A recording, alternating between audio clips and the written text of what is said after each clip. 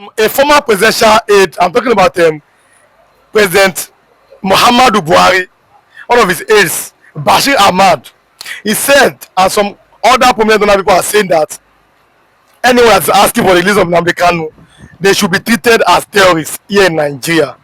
Now, it has really caused some kind of divisions. Many Igbos have kicked against it. Yorubas too are kicking against it.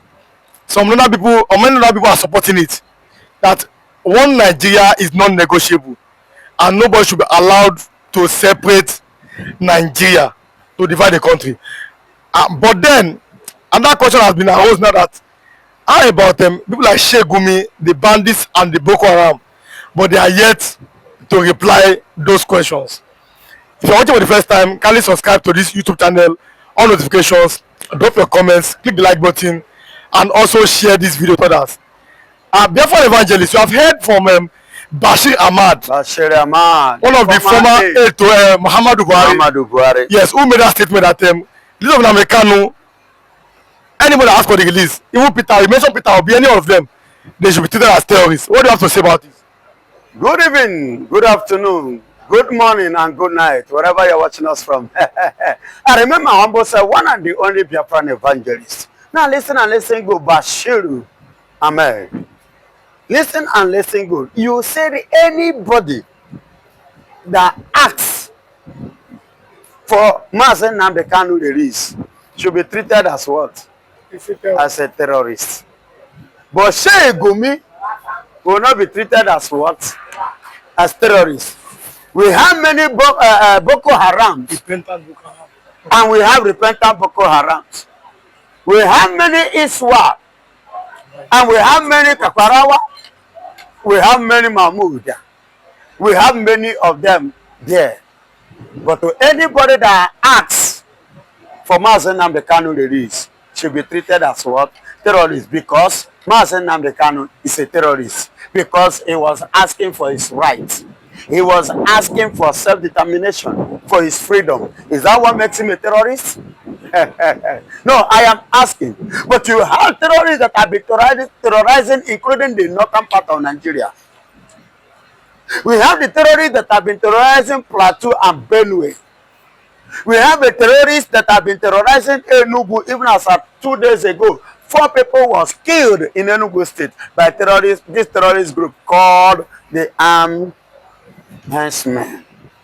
Excuse me, my brother. What about the killing in Ebonyi? Imo State. No, I want to know. But those ones are not terrorists. But it is a man, someone that is fighting. He said because he's fighting, say he doesn't want to divide Nigeria. If you want the peace, it's just like what Yakubu Gowon said. He said that he fought Biafra war to keep Nigeria as what? One. To keep Nigerian unity. Then the question is, do you have to take life in order to keep peace? Then which angle are you pursuing the peace? The family, you take the life of their person. How do you expect them to be at peace with you? So you cannot take life because you want to make peace. It's not going to happen. And it will not stand. You see that statement, see all those Bashiru statements. I am standing here to say, listen and listen good. Enough. See, you are not the owner of this country. You are a total stranger. Because who owns Nigeria? I will tell you the people that owns Nigeria. If actually is to be said the way it is, we have Igbøs, the elders. Igbøs are the oldest. They are the ancient people. Go and check it. We are over 500 older than Nigeria. Same with the indigenous Hausas, same with the indigenous Yorubas, with the Calabars, with the Efik, with the Jaw. I mean, all these are old Igbos. Old indigenous type of Nigeria. Okay. When you mention Igbo, you are talking about the Easterners, the people that call Easterners today. When you mention Benin Kingdom, when you mention Benin Kingdom, it comprises both the Yorubas. When you now mention Zamfara, you get it. Zamfara is the northern, which are the Hausas, not the Fulanis. Are you clear? It was in 1914 18, You understand? 18. The 1814 when the Usman Dafodio came to migrated from what is it called? From Senegambia. He migrated from Senegambia to the northern part of Nigeria. Of which, when he came to northern part of Nigeria, he came with an ideology of what? Religion. But he was having another thing in his mind. Until 1914, when they call it in Nigeria a nation, amalgamation, that expired in 2014. You understand? Of which, after the war, there are so many things that are supposed to be in place. Remember when after the first coup d'etat in Nigeria, January 15, 1966, a unitary government emerged, and we have a military president in person of late Igbøs, who came to Ibadan, who was visiting some places in Nigeria in order to keep that one Nigeria, the unity of Nigeria, which the same Fulanis went to Ibadan where the man traveled, Igbøs traveled to meet Fajuyi or whatsoever that was the governor at that time. Which at the end of the day, to cut the story short, Fajuyi died together with Igbøs because they killed both of them. Where Fajuyi was like trying to defend that they should not touch him. But then if you watch this, my brother, you will discover it that there are series of movements even from the Easterners to unite, to be at peace. And from the onset, you can agree with me that the Fulanis have been the one disuniting this country. And they have been the one causing and commotion in this country. But they've always said that they believed in one Nigeria. That it's only the North who have never found a way to say no, we want to leave Nigeria. That the North has always believed in one Nigeria. That's why they are reaping the benefit of this country. Now they are reaping the benefit of this country. Who are the North? Please go and ask original Hausa person. It will tell you the true fact. Go and ask Hausas. Hausas today are not in peace with the Fulanis. As we speak now, they are not in good time with the Fulanis because the Fulanis they came with ideology of religion. Unknowingly to the Hausas, today they are killed many Hausas, and that is why as we speak now, go and check all the states in the north. Which of them is Hausa that is a governor? Can you mention one state? Just mention one. You say in the north now that it is that this so state is the governor is from Hausa, is a real Hausa. They are all Fulanis because they have killed and cleared the Hausas. And they have taken over and they have taken possessions of the Hausas. So they are total stranger. But for example, we saw Miyetti Allah. Miyetti Allah has warned other part of Nigeria, stop profiling S-men.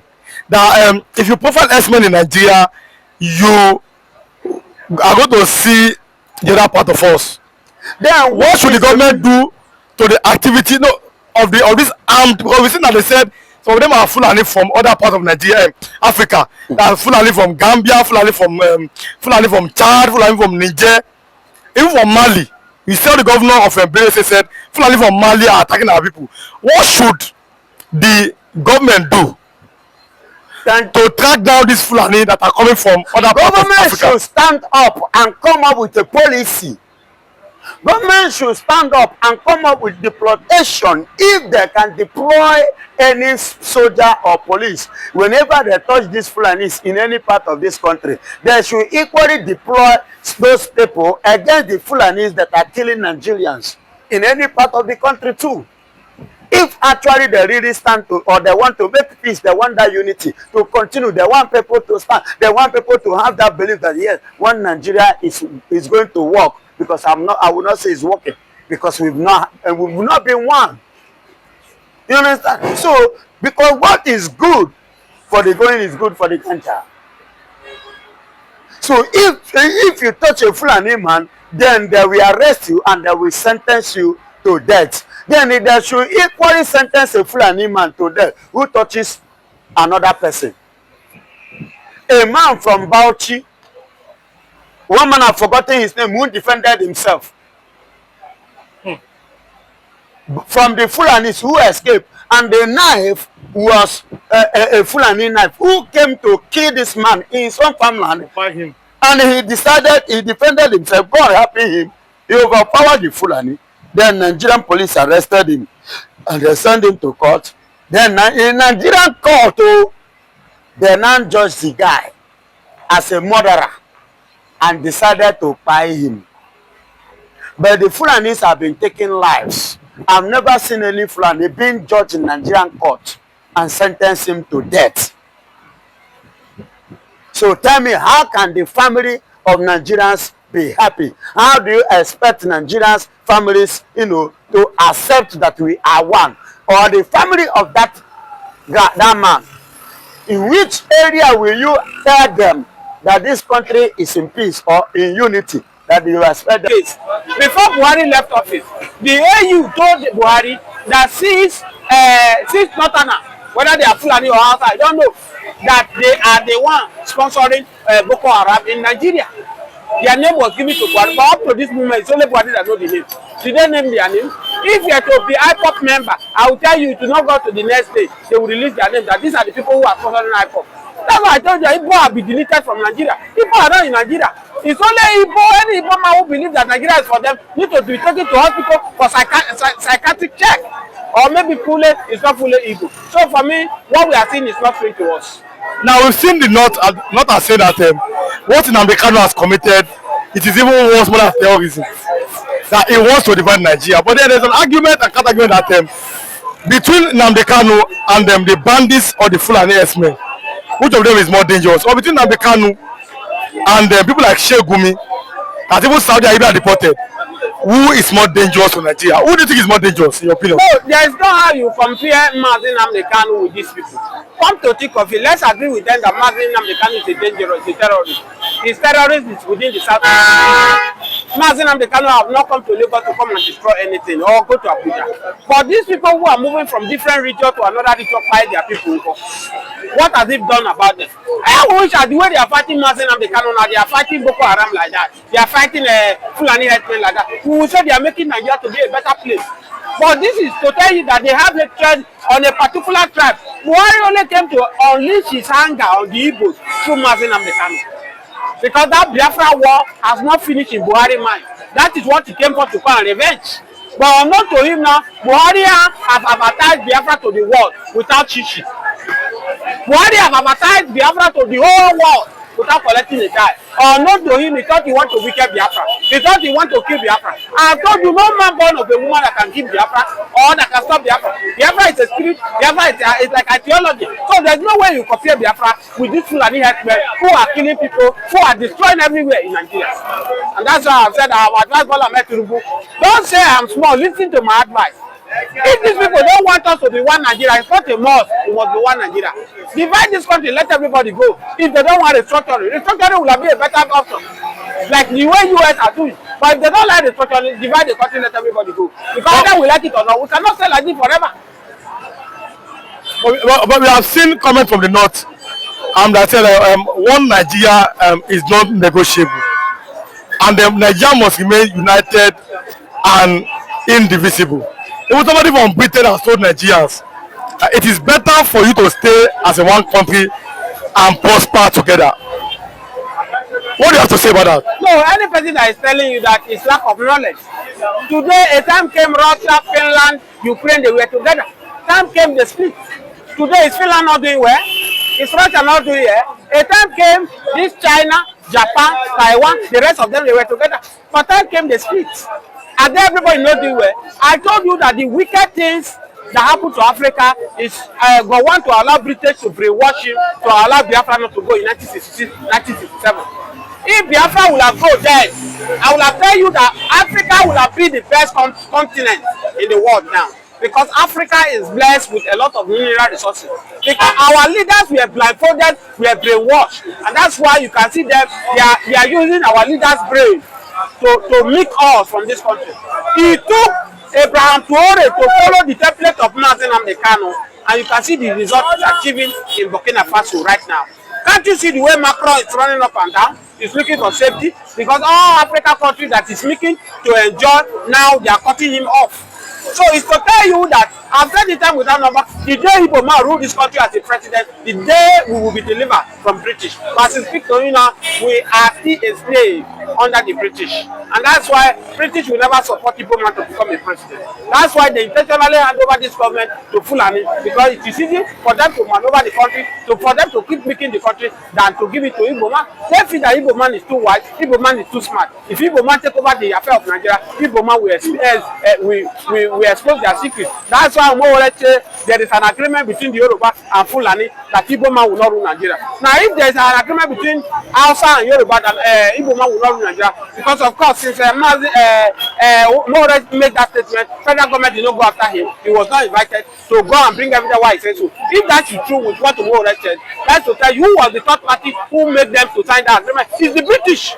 So British knew that the more the day Igbo man become president of Nigeria, their game is over in Africa, in Nigeria. Mr. James the Waymaker, let us look at this other angle. Why do you think that the British and the Igbo people are not friends? The Igbo seems to like Israel and Russia, even the US. What is the rivalry between the British and the Igbos? Now, the rivalry started when the British came into Nigeria. They sojourned at Calabar first. And you will know that most of the Calabar are eastern regions. So when they came in, that is the result. Whatever a man sow, that shall he reap. Brutal is reaping over what he did to Master Nnamdi Kanu and IPOB. And he never reap and finish, then go reap entire. All of them, so far then they match heads. Except a man that can number the number of his hair, that is the man that will escape it. But whereby he showed us my fathers, my uncle that they kill, then go pay tire. That my blood that they share, then go pay tire. But people are talking about the fact that many Nigerian army also died. But then many what? There are many Nigerian army that fought on if the Biafrans died, the Nigerian army too also died. But then who are the people that fight? Say na Biafra fight them or be na them carry fight to come. When you fight somebody, excuse me, there is something I want you to understand. In a fight, either the two must have one experience or the other. This one must have injury, the other one must have injury. That's anything when it comes to fight. Do you understand? You must lose in one way or the other. So that one no concern me, but what concerns me is who carry the war come. Now, Biafra evangelist, this another angle also says that the Nigerian people don't want Nigeria to be divided. That God has joined us together. That the Biafra wanted to divide Nigeria, that is not according to God's purposes. What do you have to say about that? Listen to me. You cannot keep Nigeria one. Because Nigeria spiritually is already divided and spiritual control the physical. Even as you are talking, the people that merged me and you together emerged us and it have expired in 2014. The amalgamation have expired in 2014. Then what did you want us to do? Everybody has to go in separate ways. And moreover, there was a long rope which was a long time given to Nigeria for them to do what they're supposed to have done, of which that wouldn't have warranted what is happening now. During the other time, I was telling somebody, I said, if we have to be Muhammadu Buhari, that take over Jonathan, do you know what I will do? There are many things that Easterners needed. Their brother did not do it, I will go and do it. I will give it to them. By the time I give it to them, I will shut up go to Kanu, I will shut up anybody. And when I speak, see, I don't need to fight Kanu. I will send his brothers to him. They will fight him and they are the one that will. Kanu will not have mouth. But because of the long rope they give Nigeria, even up till now, they never wish the eastern region well. And that is why we have the IPOB growing wing. Biafra must come, Baba. Biafra, no choice, no negotiation. It's not negotiable. You can never negotiate Biafra. See, let me tell you, I could remember one time when somebody interviewed, he asked me, Pastor, Evangelist, what if Mazen Nnamdi Kanu concur, agree, and admit, and decided to quit Biafra? I say if Mazen Nnamdi Kanu quit Biafra, another person will pick it up. But there's also a breaking news now. I say Samonet, let's assume now, Samonet die, Kanu die, all of them die. Somebody will still stand up. There's a breaking news now that even the Yoruba are joining the Biafra to ask for an independent nation. Oh, Yorubas have joined. But then people are saying that Oga Karaka, Erugo. because Professor Yakito has said the Fulani men have killed over 29,000 Yorubas. He said it. Over 29,000 Yorubas. Yes. That means he was not even correct. So now people are saying that the figure is not even well calculated. People are saying that Yorubas are not really serious, that they don't want to go. All they are playing is politics. What do you have to say about that? Yes, I concur with what